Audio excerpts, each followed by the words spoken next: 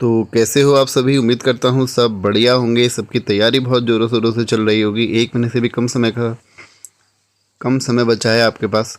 तो उसको लेके हमारा ये हिंदी का 17वां वीडियो है और 100 वीडियो टोटल अपलोड होने हैं। आप हिंदी ग्रामर से बाकी वीडियो जाके देख सकते हैं। हिंदी ग्रामर प्लेलिस्ट में आपको सारे वीडियो मिल जाएंगे। और 100 नंबर की हिंदी है तो हिंदी को बहुत ज़्यादा आपको फोकस करना पड़ेगा। 2-3 घंटे कम से कम आपको हिंदी को देने ही पड़ेंगे, तब जाके आपका हिंदी में एक अच्छा स्कोर बनेगा। उसी को लेके ये वीडियो है, बस आप रिवाइज़ कर लीजिए एक बार, बाकी आपकी तैयारी तो चली रही होगी। तो आज का जो हमारा पहला क्वेश्चन है वो है सरासर में कौन सा समास है। देखिए, कल मैंने आपको एक बताया था कि एकाएक में कौन सा समास होगा हमारा, अव्ययी भाव समास होगा। ठीक है, एकाएक।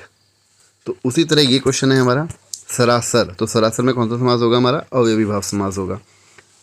लेकिन अगर दे दिया जाए दिन रात, तो ऐसे में कौन सा समास होगा, ऐसे में कौन सा समास होगा, द्वंद्व समास होगा। आगे बढ़ते हैं अगले क्वेश्चन की तरफ।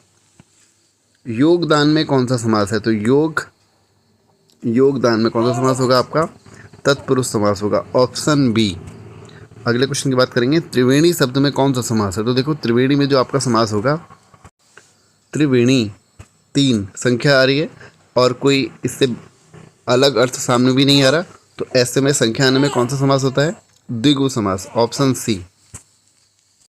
अगले क्वेश्चन की तरफ बढ़ते हैं। चौमासा में कौन सा समास है, वही चौमासा, कौन सा समास होगा, द्विगु समास होगा, ऑप्शन ए। चार संख्या आ रही है ना इसमें।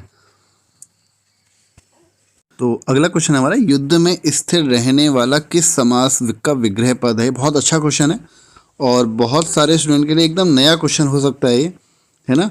तो अगर आपको इस क्वेश्चन में ये ऑप्शन नहीं मिलता है तो इसका आंसर ऑप्शन में आपको बहुवीर्य समास देगा। ठीक है, तब इसका आंसर होगा बहुवीर्य समास, क्योंकि उसको हम क्या बोलते हैं, युधिष्ठिर बोलते हैं ना। युधिष्ठिर, युद्ध में स्थिर रहने वाले को हम क्या बोलते हैं, युधिष्ठिर। एक अनेक शब्दों के लिए एक शब्द में क्वेश्चन भी आता है युधिष्ठिर वाला। ठीक है, तो तब इसका आंसर क्या होगा, बहुवीर्य समास। लेकिन आप संस्कृत के जो हमारे व्याकरण होते हैं, संस्कृत व्याकरण, उसमें हम तत्पुरुष समास का जो हम भेद करते हैं तो वो दो में भेद होते हैं उसका। एक होता है समानाधिकरण और दूसरा होता है हमारा व्याधिकरण। तो व्याधिकरण के अंतर्गत तो आप लोगों ने पढ़ा है कर्म कारक, करण कारक, संप्रदान, अपादान, संबंध और अधिकरण, है ना। कर्ता और संबोधन को छोड़ देते हैं वहाँ। ठीक है ना, तो वो आता है हमारा संस्कृत व्याकरण में आपका व्याधिकरण के अंतर्गत। ठीक है, व्याधिकरण के अंतर्गत। दूसरा जो होता है संस्कृत व्याकरण में हमारा, वो होता है समानाधिकरण। तो समानाधिकरण के भी 6 भेद होते हैं, जिस तरीके से हमारे व्याधिकरण के 6 भेद होते हैं तत्पुरुष समास में। तो उन 6 भेदों में से एक भेद जो है तत्पुरुष समास का, वो हमारा ये है अलग तत्पुरुष समास। ठीक है, और दूसरा भेदक की अगर बात करें, पहला अलुक हो गया, तो दूसरा हो गया उसमें दिगु उसमें भी होता है। ठीक है, तीसरा होता है उसमें न तत्पुरुष समास। फोर्थ होता है इसमें आपका कर्मधारय, उसमें भी हमारा कर्मधारय समास होता है। ठीक है, किसमें, व्याधिकरण वाले में, और समानाधिकरण दोनों में होता है ये वाला। और अब कितने बच गए, 2 और बच गए। तो जो 2 हैं हमारे, उसमें से एक होता है हमारा लुप्त पद। देखो, कभी बार पूछ ले एग्जाम में आ जाए तो आपको पता होना चाहिए, क्योंकि हिंदी 100 नंबर के, तो हो सकता है कि काफ़ी डीप वो दें। तो लुप्त पद होता है 5वां, और छठा होता है हमारा उपपद। ठीक है, ये होते हैं हमारे 6।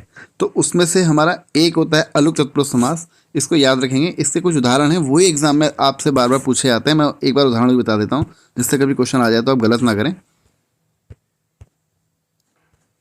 एक होता है इसमें हमारा उदाहरण वसुंधरा। ठीक है, वसुंधरा, मृत्युंजय, और क्या होता है हमारा इसमें, खेचर। इनको याद रख लो, खेचर। खौ से अर्थ लगाते हैं हम आकाश, तो आकाश में विचरण करने वाले को खेचर बोलते हैं। जिस तरह से मैंने वसुंधरा देखा था, वसुंधरा का अर्थ होता है वसु को धारण करने वाली। मृत्युंजय, मृत्यु को जय करने वाला। ठीक है, एक होता है वनेचर, उदाहरण है ये सारे, वनेचर, वन में विचरण करने वाला। एक होता है मनसिज, बहुत पूछा जाता है, ये मनसिज हो गया और ये युधिष्ठिर हो गया, 2 बहुत पूछे जाते हैं अलुक तत्पुरुष समास में। तो जो हमारा मनसिज होता है, मनसिज आप मुझे बताइए किसका पर्यायवाची है। तो मनसिज आप पर्यायवाची कह सकते हैं किसका है भाई, कामदेव का। ठीक है, मनसिज किसका पर्यायवाची है? कामदेव का। इसका मतलब होता है मन में जन्म लेने वाला, मन में जन्म लेने वाला, ठीक है, उसको हम बोलते हैं कामदेव और उसको हम बोलते हैं मनसिज, ठीक है। तो जौ से अर्थ आपको पता है, जा का अर्थ क्या होता है? हमारा जन्म लेने वाला, ठीक है। हिंदी में हमारे तत्पुरुष समास के जो हमने भेद पढ़े हैं 6, वही है मेनली। आगे बढ़ते हैं। अच्छा, कितने स्टूडेंट ने ये पहली बार सुना लुक तत्पुरुष समास? मुझे कमेंट में जरूर बताइएगा। आगे बढ़ते हैं। निम्नलिखित में से कौन सा शब्द बहुवीर्य समास का उदाहरण है? तो बहुवीर्य समास का उदाहरण कौन सा है भाई? सभी को पता है, इसमें दशानन है ना, क्या इंगित कर रहा है? रावण को, ठीक है। त्रिलोक, तीन लोक, त्रिभुज, तीन भुजा, नवरात्र, नई रात्रि। आगे बढ़ते हैं। पथभ्रष्ट, पथभ्रष्ट में कौन सा समास होगा? पथ से भ्रष्ट, तो पथ से भ्रष्ट यानी कि कौन सा समास हुआ? तत्पुरुष समास, ऑप्शन सी। आगे बढ़ते हैं। अष्टाध्यायी, अष्टाध्यायी में कौन सा समास होगा आपका? द्विगु समास, ऑप्शन बी। अगला क्वेश्चन की तरफ बढ़ते हैं। अगला क्वेश्चन है कर्मधारय समास से संबंधित। कर्मधारय समास का कौन सा उदाहरण पूछा गया है? तो कर्मधारय समास में आपको पता है पहला पद क्या बताता है? विशेषता बताता है। तो ऐसे में कौन सा पद विशेषता बता रहा है? नील गगन, नीला है जो गगन, तो नीला क्या है? गगन की विशेषता है। तो इसका आंसर क्या होगा? Option A. त्रिफला, इसमें कौन सा समास होगा हमारा? त्रिफला, द्विगु समास। पतझड़, आप बताइए पतझड़ में कौन सा समास होगा? गांव शहर, गांव शहर में कौन सा समास होगा भाई? इसमें होगा आपका द्वंद्व समास। आगे बढ़ते हैं। देव जो मानव है, यह किस समास का उदाहरण है? देव मानव, देव मानव किसका उदाहरण था? आप बताइए मेरे को। कर्मधारय, ऑप्शन बी। राजपुत्र, राजा का पुत्र, तत्पुरुष समास, ऑप्शन ए। आगे बढ़ते हैं। अगला क्वेश्चन है हमारा, राम लक्ष्मण से पत्र लिखवाता है, इस वाक्य में क्रिया का कौन सा रूप है? तो देखो इसमें क्या होगा हमारा? लिखवा रहा है ना, तो लिखवाने में, पढ़वाने में, यानी कि कोई दूसरा बंदा काम करवा रहा है, तो ऐसे में जो आपका आंसर होगा वो होगा प्रेरणार्थक क्रिया, ऑप्शन बी इसमें सही आंसर होगा। रचना की दृष्टि से क्रिया के भेद, तो रचना की दृष्टि से क्रिया कितने भेद होते हैं? 2 भेद होते हैं रचना की दृष्टि से। अगला क्वेश्चन है, किसमें अकर्मक क्रिया प्रयुक्त हुई है? अकर्मक से क्या अर्थ लगाएंगे? आ से नहीं अर्थ लगाएंगे, कर्म से कर्म, जिसमें कर्म नहीं होगा, तो ऐसी कौन सी क्रिया है? देखो पढ़ना हो गया, लिखना हो गया, पढ़ना लिखना, ये कैसी क्रिया होती है? सकर्मक होती हैं। भले आपको इसमें ये ना दें राम पुस्तक पढ़ रहा है, तब तो आपको मिल गया कर्म, पुस्तक पढ़ रहा है, लेकिन अगर ना बोले राम पढ़ रहा है, तब भी उसमें आपकी सकर्मक क्रिया ही होगी। राम लिख रहा है, तब भी उसमें आपकी सकर्मक क्रिया ही होगी। क्यों होगी भाई? क्योंकि कुछ ना कुछ तो पढ़ेगा ना, खाली मुँह तो कुछ चलाएगा नहीं, खाली तो अपनी हाथ पैन चलाएगा नहीं, तो लिखने में भी कौन सी क्रिया होगी आपकी? सकर्मक क्रिया। तो इसमें आगे बढ़ देखते हैं कौन सा है इसका आंसर। अकर्मक क्रिया में शिशु सो रहा है, तो शिशु सो रहा है, सीधी सी बात है, शिशु सो ही रहा है, तो ऑप्शन क्या होगा इसका? ए इसमें सही आंसर होगा। वे अवकारी शब्द जो 2 शब्दों, वाक्यों अथवा वाक्य खंडों को जोड़ते हैं क्या कहलाते हैं? समुच्चय बोधक, ऑप्शन डी इसका सही आंसर होगा। अगला क्वेश्चन है हमारा, वह पहुंचा ही होगा वाक्य में क्रिया का काल होगा। तो कुछ स्टूडेंट तो कुछ ऑप्शन देख के, ये ऑप्शन देख के डर चुके होंगे कि भाई ये क्या चीज़ है भला। तो इसका मतलब होता है आपका कंडीशनल पास्ट, यानी कि उस पास्ट में, यानी कि उस हमारे भूतकाल में कोई कंडीशन दी होगी, तब हमारा ये वाला हेतु मजबूत ऑप्शन हमारा टिक होगा, ठीक है। तो ये तो नहीं होगा, क्योंकि इसमें बोला है वह पहुंचा ही होगा। पास्ट तो है बट ऐसा पास्ट नहीं इसमें कोई कंडीशन दी हो, तो ये ऑप्शन तो हमारा नहीं होगा। भविष्य, तो भविष्य भी नहीं होगा। वर्तमान, क्या वर्तमान की बात हो रही है? नहीं। और ये हो रही है हमारी आसन्न भूत, इसको बोलते हैं रिसेंट, तो रिसेंट, वह पहुंचा ही होगा, यानी कि जस्ट पहुंचा ही है, तो इसलिए आंसर क्या होगा हमारा? ऑप्शन डी इसमें सही आंसर होगा। अथवा व्याकरण की दृष्टि से है, तो याद कर लीजिए इसको, जो अथवा है हमारा व्याकरण की दृष्टि से वह उपसर्ग है। अगला क्वेश्चन, क्रिया के किस रूप में कर्ता के अनुसार लिंग परिवर्तन नहीं होता? तो वो है हमारा इसमें आज्ञार्थक रूप में, ऑप्शन डी इसका सही आंसर होगा। अगला है, मरम वचन जब सीता बोला, पंक्ति में कौन से कारक का प्रयोग हुआ है?